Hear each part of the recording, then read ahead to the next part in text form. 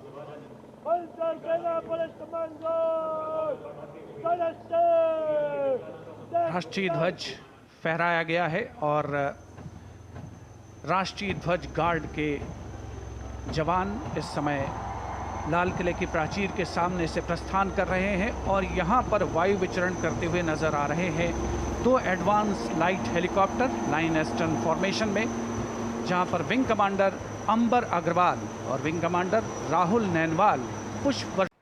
साथियों, विकसित भारत 2047 इस तरफ भाषण के शब्द नहीं है, इसके पीछे कठोर परिश्रम चल रहा है। देश के कोटि कोटि जनों के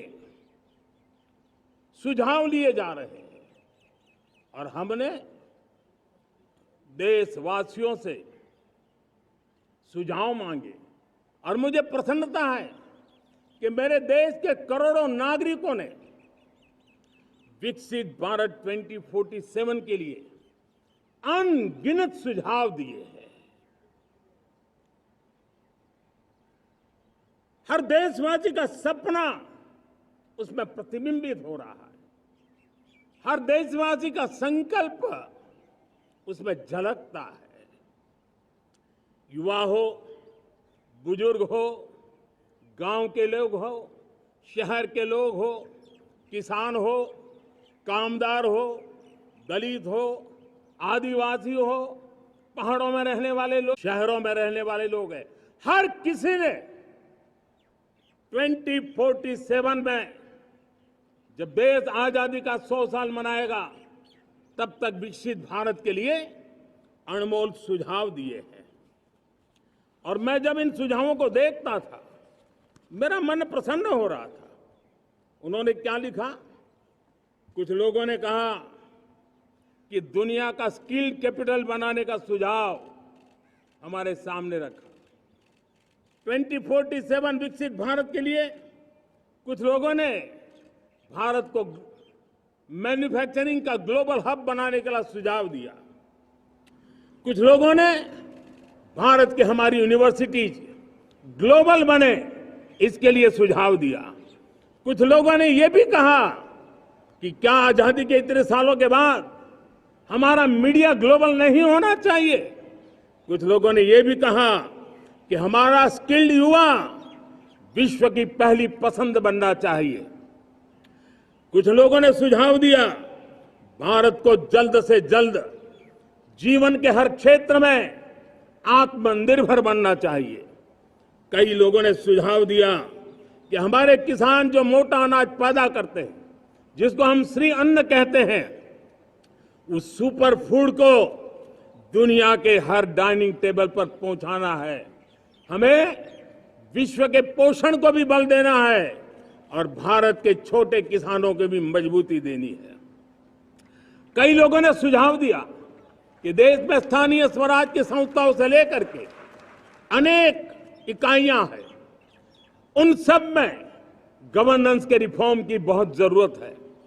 कई लोगों ने लिखा कि न्याय के अंदर जो विलंब हो रहा है उसके प्रति चिंता जाहिर की और ये भी कहा कि हमारे देश में न्याय व्यवस्था में रिफॉर्म की बहुत बड़ी जरूरत है।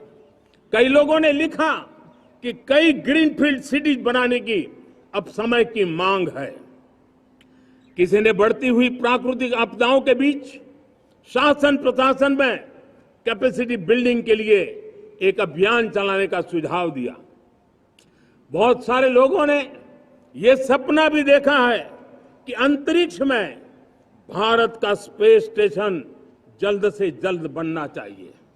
किसी ने कहा भारत की जो पारंपरिक ट्रेडिशनल मेडिसिन है, हमारी औषधि है, दुनिया जब आज होलिस्टिक हेल्थ केयर की तरफ जा रही है, तब हमें भारत की पारंपरिक औषधियां और वेलनेस हब के रूप में भारत को विकसित करना चाहिए।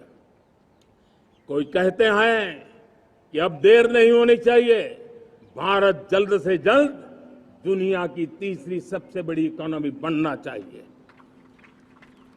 साथियों, मैं इसलिए पढ़ रहा था कि मेरे देशवासियों ने सुझाव दिए, मेरे देश के सामान्य नागरिक ने ये सुझाव हमें दिए हैं। मैं समझता हूं जब देशवासियों की इतनी विशाल सोच हो, देशवासियों के इतने बड़े सपने हो, देशवासियों की इन बातों में जब संकल्प झलकते हो, तब हमारे भीतर एक नया संकल्प दृढ़ बन जाता है, हमारे मन में आत्मविश्वास नई ऊंचाई पर पहुंच जाता है।